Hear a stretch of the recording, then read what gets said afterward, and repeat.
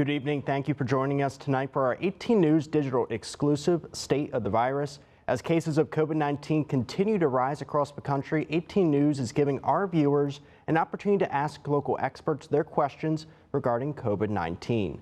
Today, we're joined by Dr. Justin Nistico, an infectious disease physician at Arnett Health, and thank you for joining us, Doctor.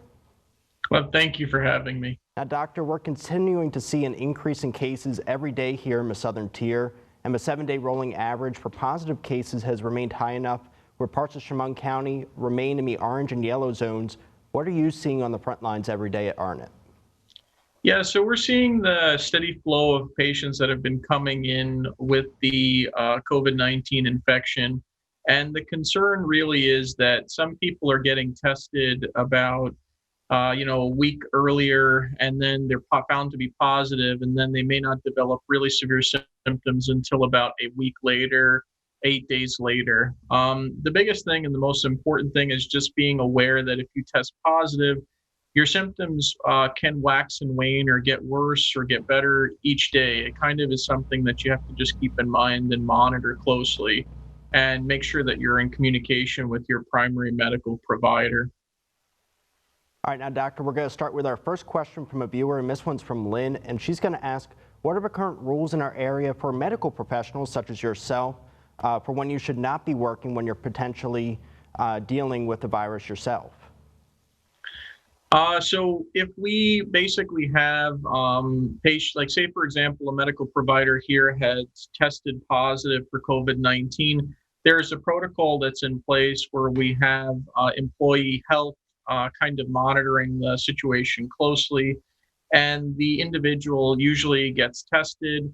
The testing results, they have to be off work till the testing results come back. And then if the testing results are positive, or even if they're negative and they're still having symptoms, they're assessed by employee health and then they're monitored.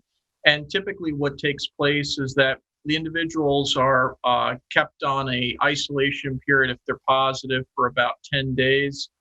And if their symptoms are better and they're fever free, they can return back to work, back to the front lines once they kind of are off of that isolation period. They're just watched very closely because they would be dealing with patients in the hospital as well as in the clinical offices.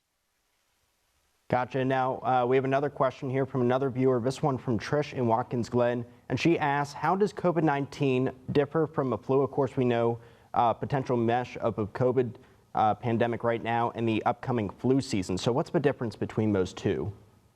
What typically occurs is that individuals who have influenza, the rate of mortality or death, or the rate at which severe symptoms develop with influenza is not as much as with COVID-19. COVID-19 has much more aggressive symptoms for certain individuals, and we're still trying to figure out why some individuals may have very severe cases and other individuals very mild.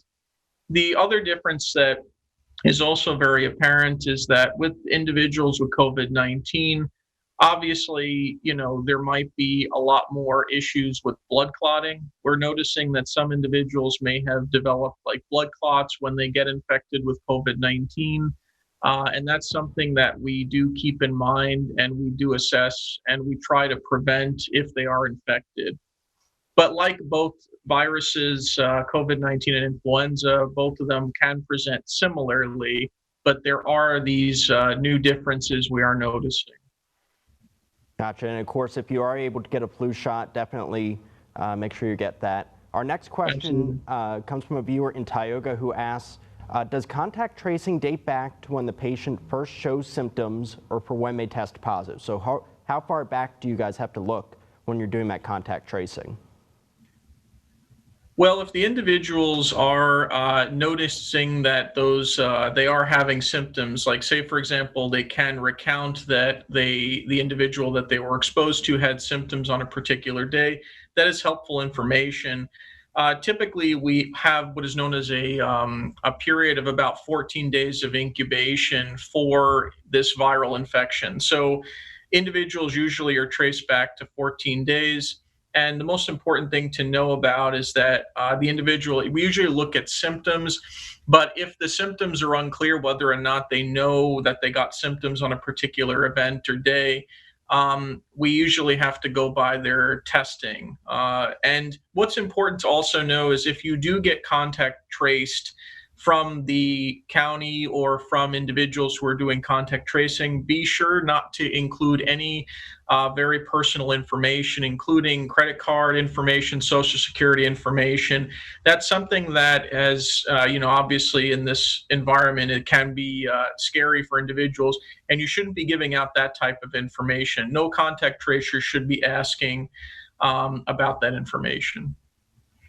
More great information to know. And doctor, we've heard a lot about herd immunity and whether that is the best way to bring the number of cases down in our area.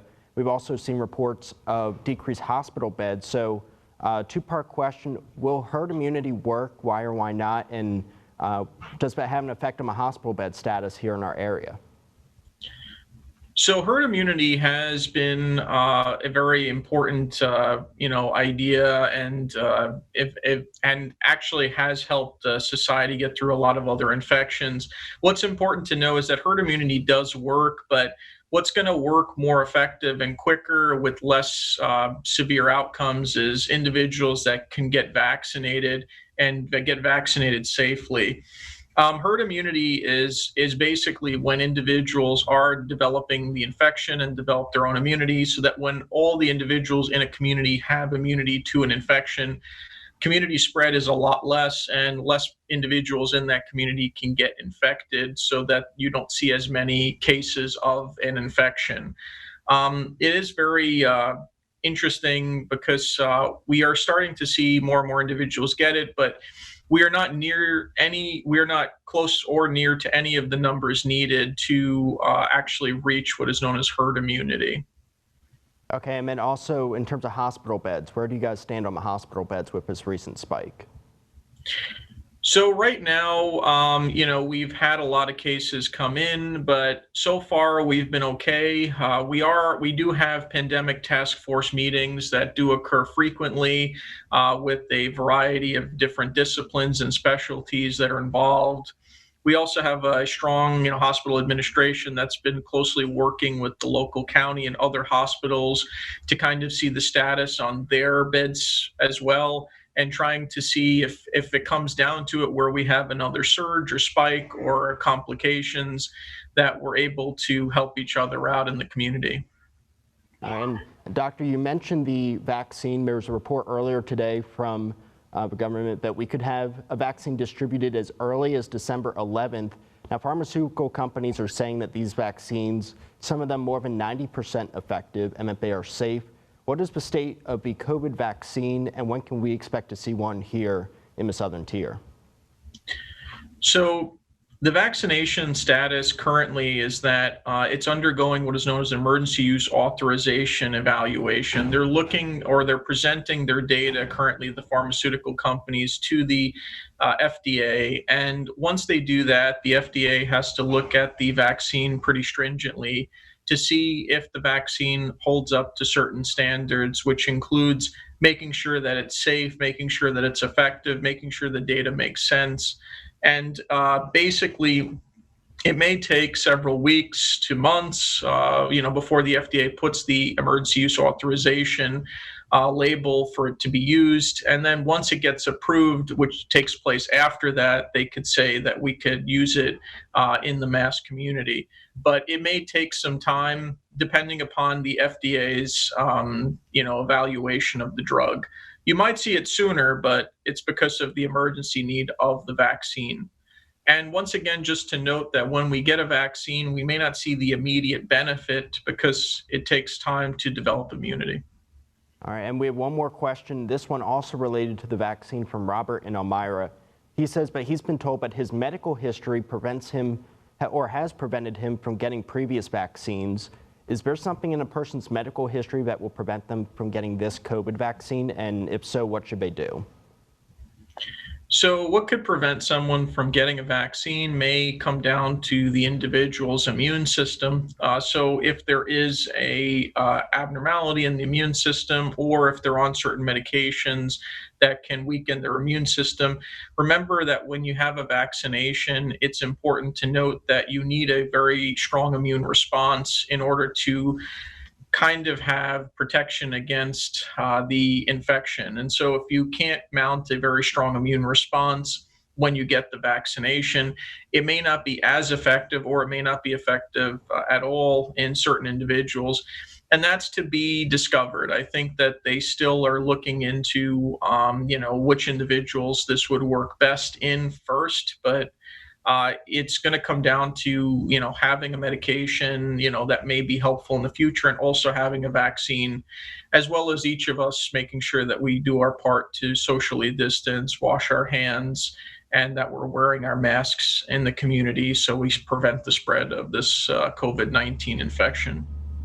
All right, and doctor, just one last question. How are you guys in the hospital doing, and what is your message to people out here in the community going into this holiday season? So right now, we're seeing a lot of cases that have kind of come in ebb and flow. And basically, we're seeing like whether or not there are highs and lows and in admissions to the hospital.